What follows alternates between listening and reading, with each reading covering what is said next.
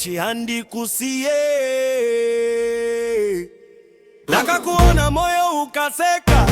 rudo rwako rwakandibata masikati ne usiku ndinofunga iwe mudiwa wangu ndiweweka mutinimbira we moyo wangu unoridza zita rako kana ndiri kure nyuwe moyo wangu unokutsvaga handikusiye mudiwa handikusiye ndinokuda zvechokwadi iwe ndiwe mufaro wangu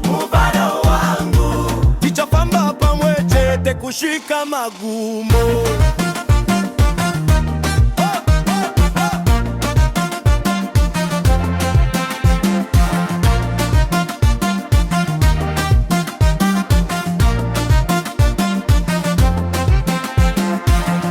kana mhepo ikavuvuta ini ndichawapadivi pako kana misozi ikauya ndichakuombera moyo wako mudiwa wangu usambotya ndiripo rudo uru haruperi runoramba ruchikura handikusiye